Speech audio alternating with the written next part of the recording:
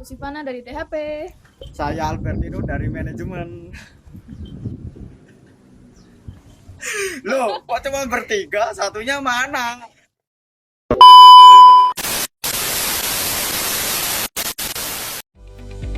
Yayasan Surya Semesta. Jadi kita ini, kami sekeluarga ini kebetulan keluarga pendidik, guru, kemudian ada guru TK, saya sendiri dosen, sehingga kita fokus untuk meliterasi masyarakat. Nah, maka dari itu supaya gerak kita lebih leluasa, termasuk kerjasama dengan berbagai pihak itu lebih leluasa juga, maka kami mendirikan sebuah yayasan yang berbadan hukum dalam rangka untuk membuat langkah-langkah kami itu semakin bisa dirasakan oleh banyak pihak. Jadi itu kira-kira. Jadi Yayasan Surya Semesta Pena ini sebenarnya sudah dirintis dari tahun 2018 begitu. Jadi sebelum COVID kita sudah bergerak gitu ya. Tapi kami berkomitmen bahwa kegiatan ini biar kemudian masyarakat lebih percaya pada apa yang kami upayakan. Jadi kami kemudian melegalisasi aktivitas kami dengan kemudian kita daftarkan ke badan hukum yang itu sudah sah dan ada Kemenkumhamnya, sehingga tahun 2021 kemudian kami daftarkan dan kami sudah legal di badan hukumnya begitu. Jadi waktu itu kami ingat di waktu menjelang ada COVID itu kami sudah bergerak, meskipun kami secara legal belum ada naungan secara di yayasannya, tapi kami sudah mencoba untuk mendistribusikan termasuk logistik ke warga masyarakat sekitar gitu-gitu. Kemudian kami juga melakukan program-program penyuluhan secara Zoom atau secara online gitu. Itu selain literasi. Utamanya literasi. Jadi literasi itu nanti kita bagi lagi. Literasi di bidang lingkungan hidup, literasi bidang sosial keagamaan, kemudian literasi di bidang pemberdayaan masyarakat, ada ekonomi di sana ya, kemudian literasi dan banyak lagi yang lain termasuk dalam kepenulisan misalnya dan beberapa hal lah. Jadi substansinya itu ada literasi, tapi kan literasi ini kan banyak. Jadi kita meliterasi masyarakat. Jadi gitu. Kalau untuk pemberdayaan ekonomi itu menjadi bagian gitu ya, bagian dari apa yang menjadi yang menjadi program dari kami. Intinya dari sebenarnya visi dari Yayasan Surya Semesta Pena ini lebih kepada bagaimana kami menjadi pusat studi pendidikan secara inklusif di Indonesia.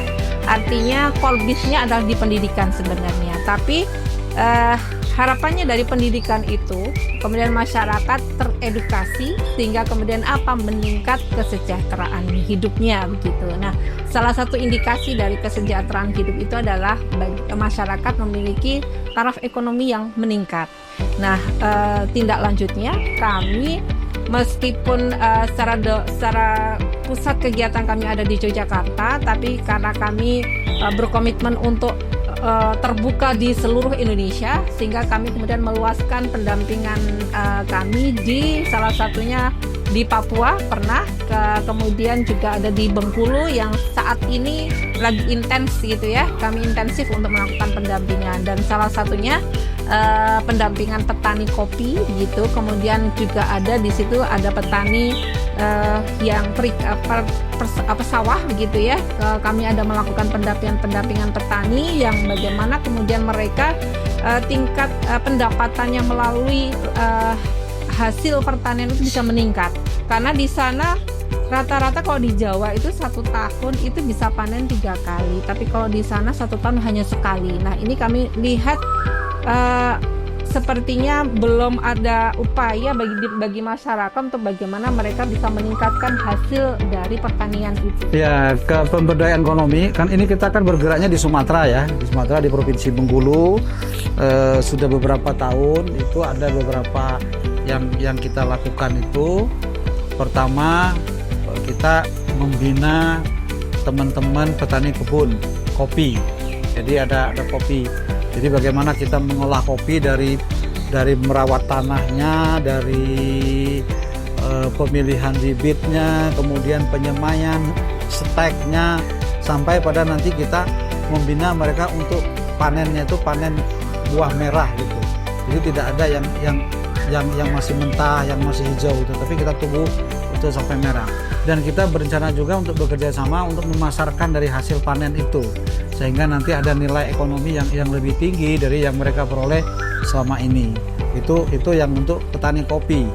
Nah, kemudian ada juga dari sawah kita meliterasi para petani itu yang selama ini menggunakan pupuk kimia.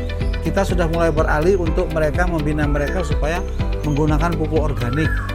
Jadi ini sudah mulai, ini tahun kedua mereka menggunakan pupuk organik, dan terus terang kendala kita adalah pemasaran, karena pupuk organik tentu mempunyai nilai ekonomi yang lebih tinggi, tetapi harganya juga akan lebih tinggi.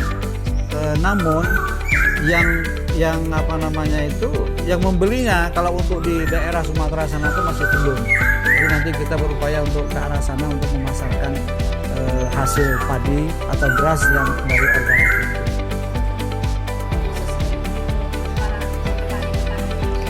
Kalau untuk peternakan sih belum, tapi kalau untuk yang pertaniannya sudah.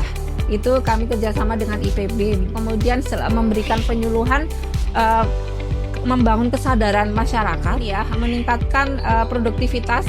Jadi pemahaman mereka itu mungkin masih ada sisi mistisnya juga. Jadi 1 tahun, kalau dulu itu kan 1 tahun itu kalau di Jawa itu kan bisa 3 kali panen ya. Tapi kalau di sana tuh semacam gini ya, kalau nanti habis misalnya sekarang nih lagi musim panen gitu ya, setelah itu kok kemudian nanti nanam lagi, itu nanti akan rugi gitu loh. Jadi orang sudah memiliki keyakinan seperti itu, sehingga mereka rata-rata setelah panen itu kemudian jadikan kolam.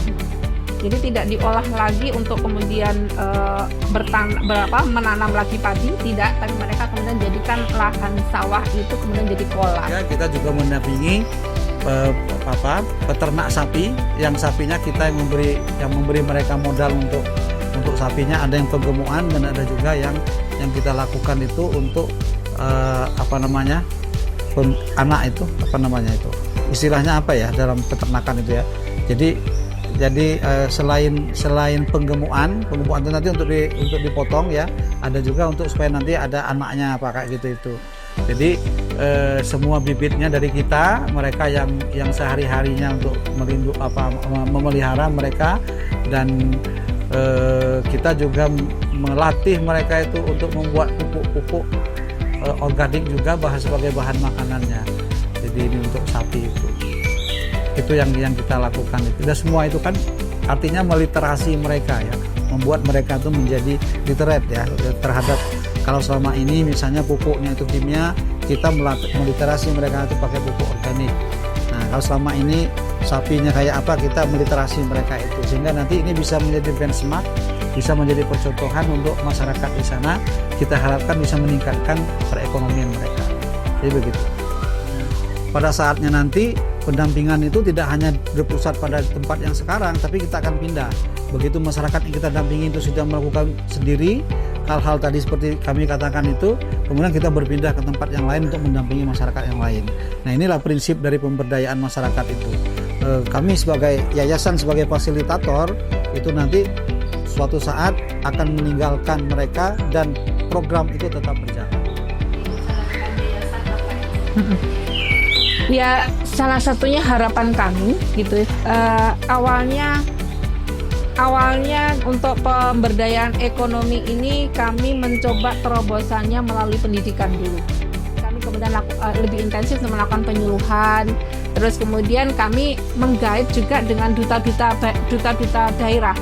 Ada duta baca, duta daerah, duta budaya daerah. Kemudian itu untuk apa? Membantu untuk mensyiarkan, untuk membangun kesadaran ke masyarakat. Itu yang kami lakukan begitu. Artinya kita ingin membangun kepercayaan dulu ke masyarakat untuk kami bisa untuk mempengaruhi, paling tidak mempengaruhi apa? Mempengaruhi hal yang positif buat kehidupan masyarakat.